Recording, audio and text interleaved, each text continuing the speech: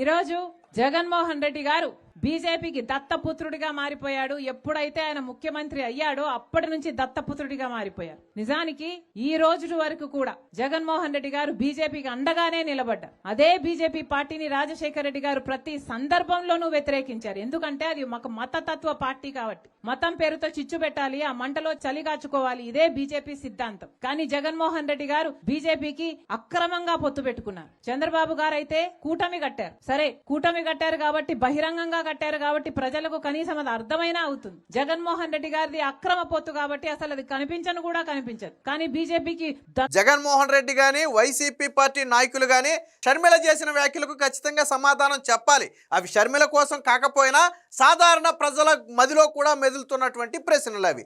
So రెండు కీలక వ్యాఖ్యలు చేసింది. మొదటిది ఏంటంటే జగన్మోహన్ రెడ్డి నరేంద్ర మోదీకి దత్తపుత్రుడిగా మారి అక్రమ పొత్తు పెట్టుకున్నాడు, అక్రమ సంబంధం పెట్టుకున్నాడు అని చెప్పి, అంటే రాజకీయ భాషలో, ఇంకోటి కాదు, రాజకీయంగా అక్రమ పొత్తు పెట్టుకున్నాడనే ఒక వ్యాఖ్య అయితే చేసింది.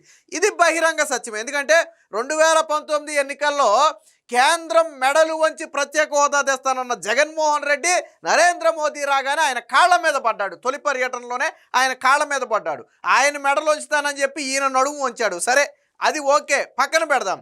రెండో కీలకమైన వ్యాఖ్య ఏంటంటే జగన్మోహన్ రెడ్డి మొన్న ఓడిపోయిన తర్వాత ఎలక్షన్ కమిషన్ మీద ఆరోపణలు చేశాడు. స్టిల్ ఈ రోజుకి వైఎస్ఆర్సీపీ సోషల్ మీడియాలో ఆ ఈవీఎం మాయ జరిగింది, చంద్రబాబు నాయుడు ఈవీఎంలతోనే గెలిచాడు కానీ ప్రజలు ఓటెయ్యలేదు అని వైసీపీ సోషల్ మీడియా ఈ రోజుకి దాన్ని ప్రచారం చేసుకుంటుంది.